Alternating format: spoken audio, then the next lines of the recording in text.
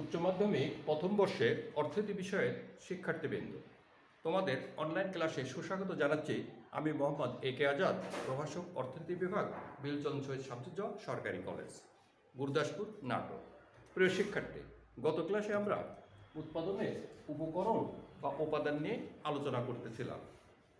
সেখানে আমরা দেখেছি উৎপাদনের উপকরণকে প্রধানত 4 ভাগে ভাগ করা হয়েছে: ভূমি, শ্রম, মূলধন ও সংগঠন। গত ক্লাসে আমি উৎপাদনের প্রথম উপকরণ ভূমি এবং দ্বিতীয় উপকরণ শ্রম নিয়ে আলোচনা করেছি। আজকে আমি আলোচনা করব উৎপাদনের তৃতীয় ও চতুর্থ উপকরণ অর্থাৎ মূলধন ও সংগঠন নিয়ে। প্রথমে আমরা আসো মূলধন সম্পর্কে ধারণা নেই। প্রথম আলোচ্য বিষয় মূলধন।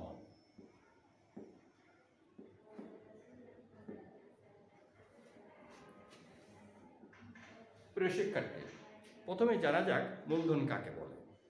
সাধারণত মূলধন বলতে টাকা পয়সা অথবা ব্যবসায় নিয়োজিত অর্থকে বোঝানো হয়ে থাকে। কিন্তু অর্থনীতিতে মূলধন বলতে মানুষের শ্রমে উৎপাদিত যে সমস্ত সম্পদ বা বস্তুকে সরাসরি ভোগ না করে পুনরায় উৎপাদন কাজে ব্যবহার করা হয় তাকে মূলধন বলে। এই হিসাবে কলকারখানা, যন্ত্রপাতি, গুদামঘর, কাঁচামাল, বিদ্যুৎ, শস্য বীজ প্রভৃতিকে মূলধন হিসাবে বিবেচনা করা হয়, কারণ এগুলো মানুষের তৈরি। এগুলো সরাসরি ভোগের জন্য ব্যবহার না হয়ে অধিক উৎপাদনের জন্য পুনরায় ব্যবহৃত হয়ে থাকে। এই জন্য অর্থনীতিবিদ বোম বা ওয়াক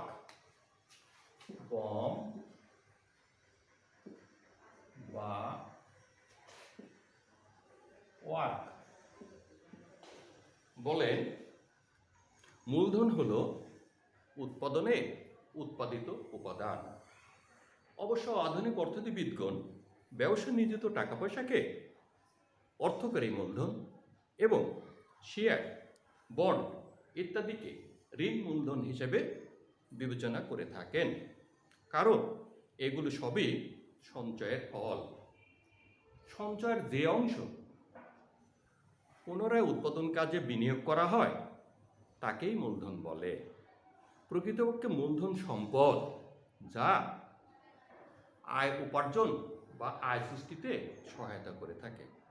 প্রিয় শিক্ষার্থী, সুতরাং মানুষের শ্রমের দ্বারা উৎপাদিত দ্রব্য সামগ্রীর যে অংশ সরাসরি ভোগের জন্য ব্যবহৃত না হয়ে পুনরায় অধিক উৎপাদন কাজে নিয়োজিত হয়ে আয় উপার্জনে সহায়তা করে তাকেই অর্থনীতিতে মূলধন বলে।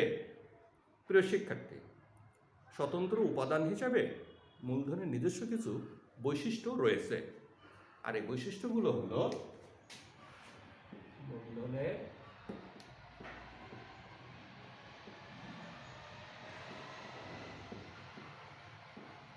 বৈশিষ্ট্য।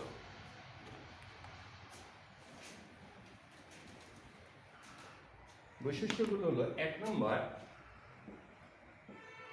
মূলধন উৎপাদনের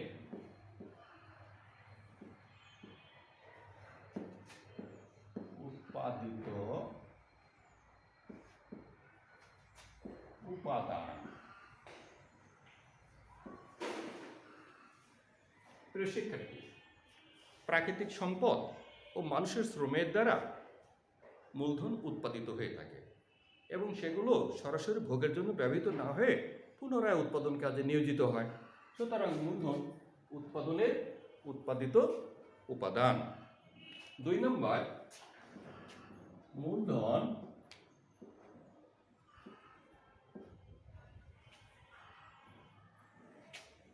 উৎপাদনশীল।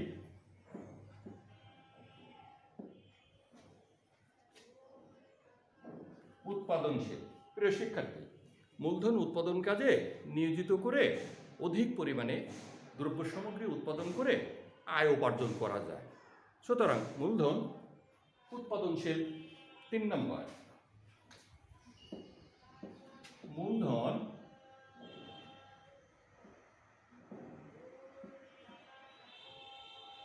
সঞ্চয়ের ফল।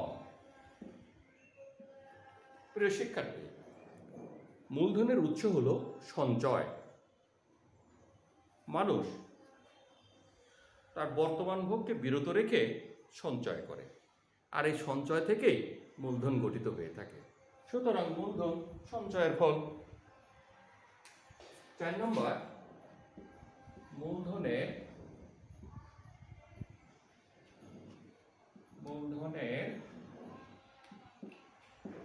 উৎপাদন ব্যয় বিদ্যমান। প্রিয় শিক্ষার্থী, প্রাকৃতিক সম্পদ সংগ্রহ করে এবং মানুষের শ্রমের দ্বারা মূলধন উৎপাদিত হয়ে থাকে। সুতরাং মূলধনের উৎপাদন খরচ রয়েছে, তাই বলা হয় মূলধনের উৎপাদন ব্যয় বিদ্যমান। 5 নম্বর, মূলধন ক্ষণস্থায়ী।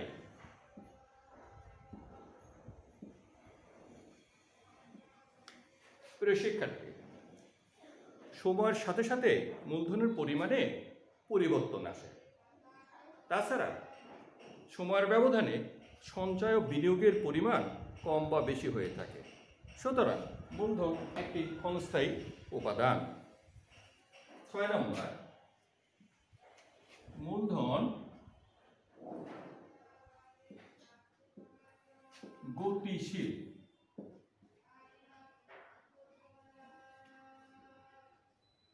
মূলধন গতিশীল।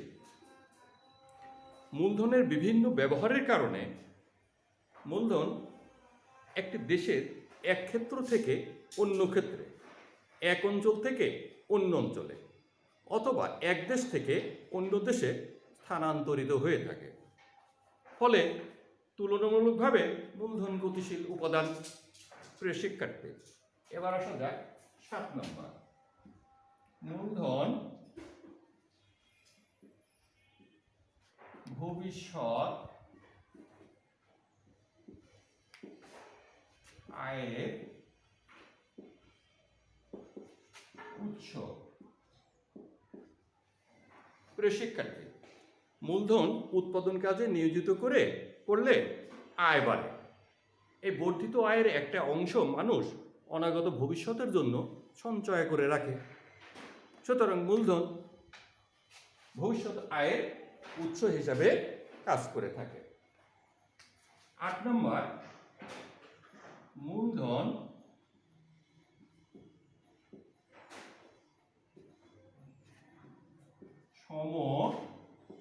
সমজাতীয়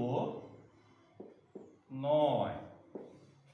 প্রিয় শিক্ষার্থী, সকল প্রকার মূলধনী দ্রব্যের গুণাগুণ এক নয়। তাছাড়া মূলধনের উৎপাদনশীলতার মধ্যেও পার্থক্য রয়েছে। সুতরাং মূলধনের প্রত্যেকটা একক সমজাতীয় নয়। সংক্ষেপে এগুলোই হলো মূলধনের বৈশিষ্ট্যসমূহ।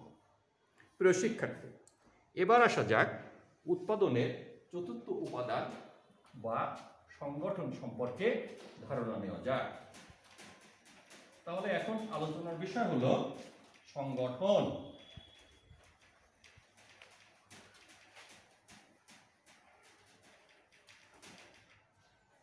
তাহলে আমরা এখন আলোচনা করব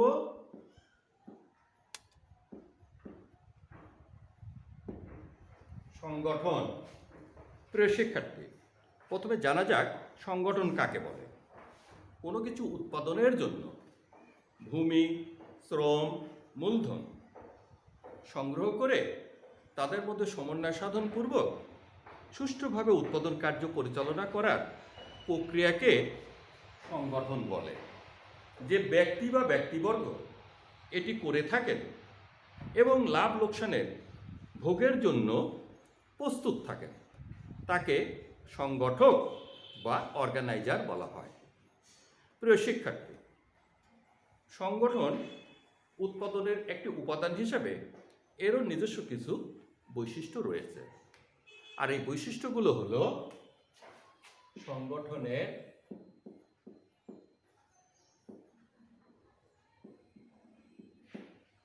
বৈশিষ্ট্য। 1 নম্বর, সংগঠন বিশেষ শ্রম। সংগঠন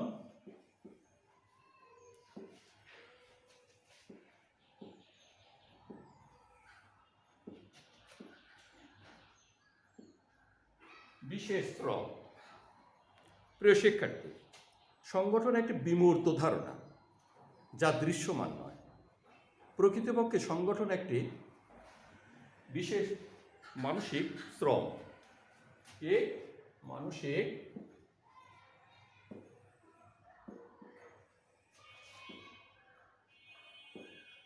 মানসিক শ্রম। 2 নম্বর, সংগঠন জীবন্ত উপকরণ। জীবন্ত উপকরণ। প্রিয় শিক্ষার্থী, শ্রমের ন্যায় মূলধনকেও জীবন্ত উপাদান হিসেবে বিবেচনা করা হয়ে থাকে। 3 নম্বর, উপকরণ সংগ্রহ ও সমন্বয় সাধন। প্রিয় শিক্ষার্থী, উৎপাদনের জন্য ভূমি, শ্রম, মূলধন প্রভৃতি উপকরণ সংগ্রহ ও এদের মধ্যে সমন্বয় সাধিত হয় সংগঠনের মাধ্যমে। 4 নম্বর, উৎপাদন কার্যক্রম পরিচালনা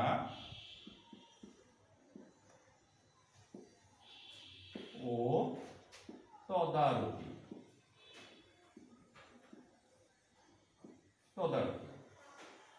প্রিয় শিক্ষার্থী, উৎপাদনের উপাদান হিসাবে সংগঠন উৎপাদন কার্যক্রম পরিচালনা এবং এর তদারকি করে থাকে।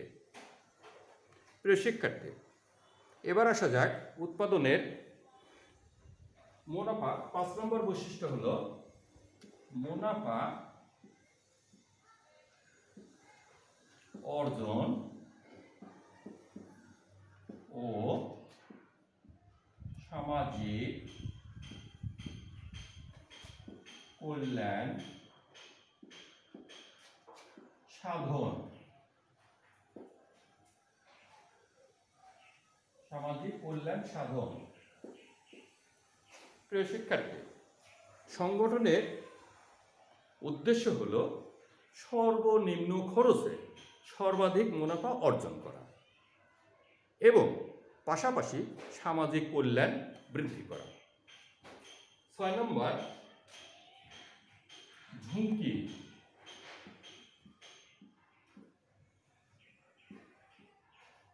বহন। প্রিয় শিক্ষার্থী, উৎপাদনে সংগঠন তার নিজস্ব নৈপুণ্যতা দ্বারা সংগঠনের যাবতীয় ঝুঁকি বহন করে থাকে। 7 নম্বর, পণ্যের মান বৃদ্ধি ও ব্যয় হ্রাস। সংগঠন উৎপাদন ক্ষেত্রে নতুনত্ব প্রবর্তন করে পণ্যের গুণগত মান উন্নয়ন করা এবং উৎপাদিত দ্রব্যে ব্যয় হ্রাস করা সংগঠনের আর একটা বৈশিষ্ট্য। সংগঠনের 8 নম্বর বৈশিষ্ট্য, সংগঠনের ধরন ও দক্ষতার মধ্যে পার্থক্য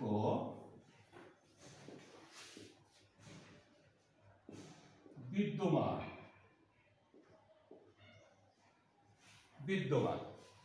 প্রিয় শিক্ষার্থী, সকল সংগঠন এক প্রকার নয়। মালিকানা ও আয়তনের ভিত্তিতে সংগঠন বিভিন্ন ধরনের হয়ে থাকে। তাছাড়া বিভিন্ন সংগঠনের মধ্যে দক্ষতারও পার্থক্য রয়েছে। সংক্ষেপে এগুলোই হলো সংগঠনের বৈশিষ্ট্য সমূহ। প্রিয় শিক্ষার্থী, আধুনিক অর্থনীতিবিদগণ উৎপাদনের পঞ্চম উপাদান হিসেবে প্রযুক্তি বা টেকনোলজিকে উল্লেখ করেছেন।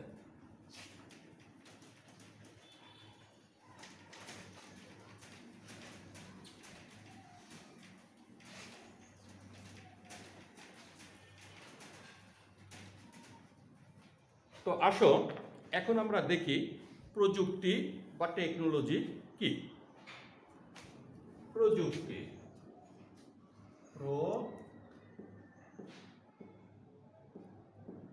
যুক্তি টেকনোলজি। প্রথমে জানা যাক প্রযুক্তি বা টেকনোলজি কাকে বলে।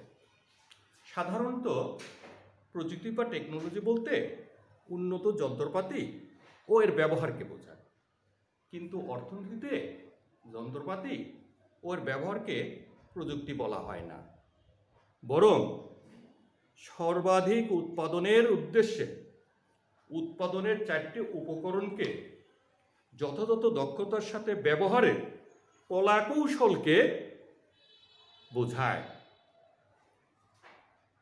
তাহলে বিষয়টি আরো পরিষ্কারভাবে বোঝবার জন্য আমরা এক উদাহরণ ব্যবহার করতে পারি। ধরা যাক দুজন ব্যক্তিকে একই পরিমাণ দুধ, চিনি, ডিম ও অন্যান্য উপকরণ দিয়ে পুডিং তৈরি করতে বলা হয়। পুডিং তৈরির পরে দেখা গেল একজনের পুডিংয়ের তুলনায় অন্যজনের পুডিং সুস্বাদু ও মানসম্মত হয়েছে। এর কারণ একজনের তুলনায় অন্যজন দক্ষতার সাথে উপকরণ সমূহের সংমিশ্রণ ঘটাতে সক্ষম হয়েছে। এ দক্ষতাকেই বলা হয় প্রযুক্তি বা টেকনোলজি। প্রিয় শিক্ষার্থী, সুতরাং আমরা বলতে পারি সর্বাধিক উৎপাদনের উদ্দেশ্যে উৎপাদনের উপকরণ সমূহকে যথাযথ ব্যবহারের মাধ্যমে ব্যবহারের কলাকৌশলকে অর্থনীতিতে প্রযুক্তি বা টেকনোলজি বলা হয়। প্রিয় শিক্ষার্থী, যে দেশে প্রযুক্তিগত জ্ঞান বা প্রযুক্তিগত দক্ষতা যত বেশি উন্নত, সেই দেশের গড় উৎপাদন তত বেশি হয়ে থাকে। যেমন বাংলাদেশের তুলনায় জাপানের গড় উৎপাদন বেশি। প্রিয় শিক্ষার্থী, তাহলে আজকের আলোচনা থেকে আমরা জানতে পারলাম উৎপাদনের প্রধান উপাদান 4টি: ভূমি, শ্রম, মূলধন, সংগঠন, ইংরেজিতে land, labour, capital and organisation. এগুলো কাকে বলে, এদের বৈশিষ্ট্য সম্পর্কে জানতে পারলাম। আরও জানতে পারলাম পঞ্চম উপাদান হিসেবে বিবেচিত প্রযুক্তি বা টেকনোলজি সম্পর্কে। আজকে এ পর্যন্তই। আগামী ক্লাসে উৎপাদনের উপকরণসমূহের পারস্পরিক গুরুত্ব বা তুলনামূলক গুরুত্ব নিয়ে আলোচনা করা হবে। তোমরা বাসায় পড়াশোনা করো। তোমাদের সুস্বাস্থ্য কামনা করে আজকের মতো এ পর্যন্তই শেষ করছি। সবাইকে ধন্যবাদ।